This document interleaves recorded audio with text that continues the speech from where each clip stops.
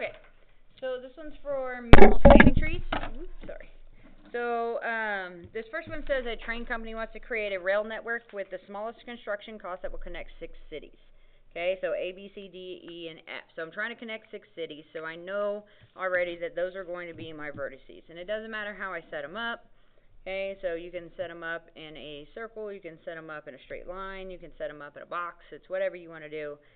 But you need 6 vertices, so A, B, C, D, E, F. Label them. Always label your vertices. You should never have a graph that doesn't have labeled vertices. Okay, and then use the data in the table to create a minimal spanning tree. So here, they don't actually ask that I create a graph for the whole entire possibilities. They just want me to create a minimal spanning tree. So that means I need to connect all of my vertices with the least amount possible, right? So minimal spanning tree. Connect every single vertex with the least amount possible. We don't have to create a path, so I don't have to be able to like put my pencil down in one spot and follow it around like you would with a Hamiltonian or an Euler. Those you'd have to be able to put your pencil down and trace it around. Here we're creating a system or a network, so we don't have to worry about that. So the best way to do this, well, there's a few good ways, but one way that we looked at was Kruskal's algorithm, okay? Now you can do this any way you want because it doesn't specify how to create it. So if you just want to guess and check and figure it out, that is perfectly fine. But I'm going to use the algorithm because it's easier and faster for me. So what you do is you use your chart here, and you're going to list these out in order of their weights. So 4 is the smallest weight, followed by 6, followed by 9, and there's 2 of those. 9 and 9, and I'm going to cross these off as I go. 9 and 9. I see an 11. I see a 12. Right? I see a 14 and another 14. 14 and 14 and 16. Right? We're just going to make a list of all of these things. There's 2 18s. 18 and 18. There's a 19. 23. 26, and 36. I highly suggest that you find a way to kind of mark them in some way. You do still need to be able to see them and read them because we need the rest of the letters and all that stuff, but you do want to mark them in some way so that you know that you've got them all. You can also go back and just count and make sure the number of numbers matches up with the number of numbers up here. Okay, so now once I have them all listed out, you just start at the lowest. And as long as it doesn't create a cycle, then you can connect them. So 4, right, was B to F. So F to B there. So getting from city B to city F was 4. So we just make a line from B to F. All right, and that's going to be 4. Okay, and you do that all the way down. So we got that one. And then 6 was between E and C. All right, so E to C, I think you can see it there. E to C was 6. Alright, so E to C is 6. Good. And then 9. I've got 2 9s. It doesn't matter which one I choose first, so I'm just going to go for it. Alright, so we'll just start with the first one. A to C. That was 9. So this one right here, that's 9. Okay, so got that one. And then my second 9 was E to B. Okay, E to B. So that one is 9. Remember, we have to watch out for cycles. So far, we don't have any cycles. And a cycle is if I were to drop my pencil and follow it around. If I can get back to the vertex I just left somehow, then I have a cycle. And we don't want cycles because the cycles mean that it's inefficient, which means that our weight won't be minimum. So you need to look out for the cycles. We don't want any cycles in there. Let's see, that was a 9 also. So then we just keep going down. So then 11, D to C. All right, so 11, D to C. Okay, and now I can stop. I don't even have to check the rest of them because everything is connected in a network. So if I were to hop on any city, I can get to any other city. Even if I have to go through other ones, like to get from E, I'd have to go to C and then over to A. But as long as you can get to every single city from any other city, then it's all connected into a network, and that's exactly what we were trying to do. So we could stop there. This was 11. Okay, so that would be my minimal spanning tree. Okay, and the cost of my minimal spanning tree was 4 plus 6 is 10, plus 9 is 19, plus 9 is 28, plus 11, right, which is 39. So 39 should have been the cost there.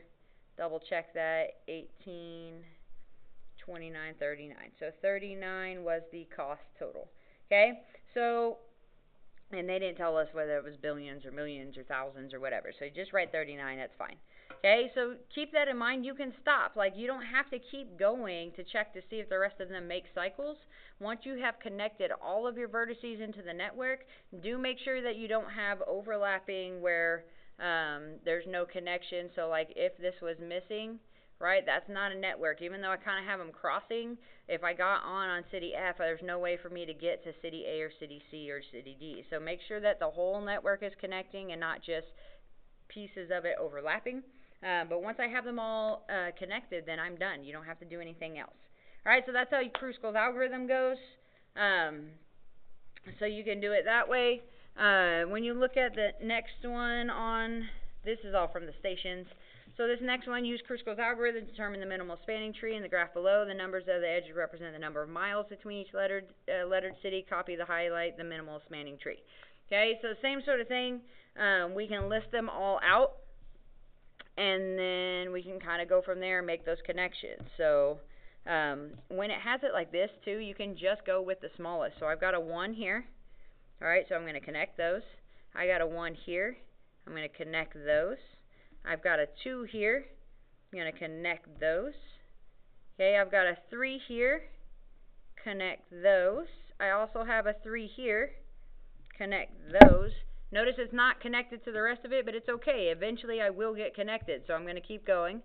Alright, I've got 2 4s here. Either one of them would work. Both of them are going to connect, so I could go, let's say I go here.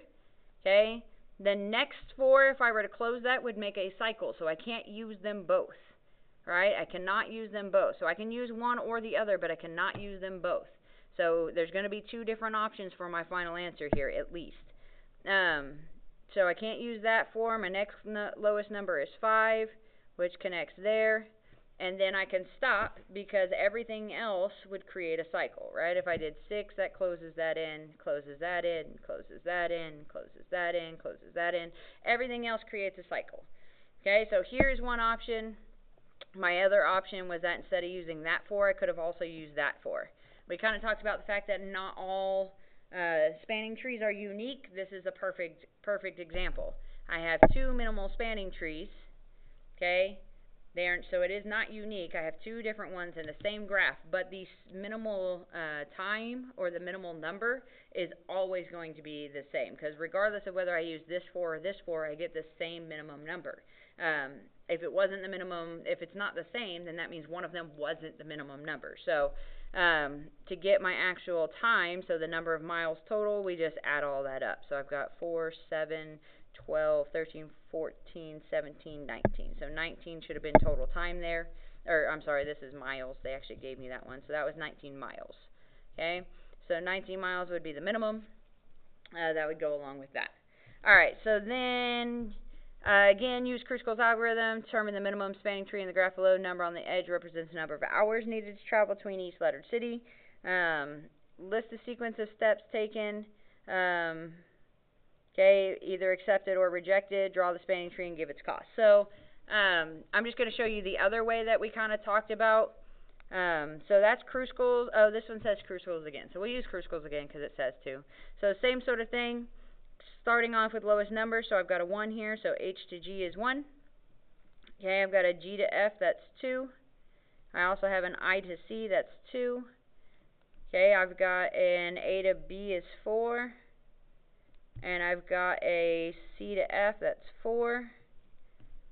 Next lowest looks like a 6 right here, but if I close this in, right, if I were to close in I to G, now I've made a cycle, right, and we can't have any cycles. Cycles are inefficient, so we're going to get rid of that one, okay. So here, when we're trying to discuss it, we could say rejected, right, we rejected I to G, because it makes a cycle. Alright, I didn't really write out full words. You should, but okay, reject I to G because it makes a cycle. So then you just keep going. So again, we've got a 7 here, also makes a cycle. Got to skip that one. I do have a 7 here that works. Okay, and then I've got an 8 and an 8. So again, we have one where 2 8s would do the same thing. So you can use either one. If I use A to H, I don't have a cycle. If I use B to C, however, now I would have created a cycle. I could have also gone back and I could have used B to C, right? And then at that point, I can no longer use A to H because that would create a cycle. So you get to pick, right? You have to use one of the 8s, the other one you cannot. And then I've got a 9, and I can stop because now all my vertices are connected, right? Minimal spanning tree. All my vertices are connected. Then it asks for the cost, so go back and add them all up. So 4 plus 8 is 12, 13, 14, 15, 16, 17, 21, 28, and 37. So 37 would be the minimum. Okay, so that's all it is when you're talking about the spanning trees. On this last one here, this is throwing in a little bit of algebra into your networks and circuits, right?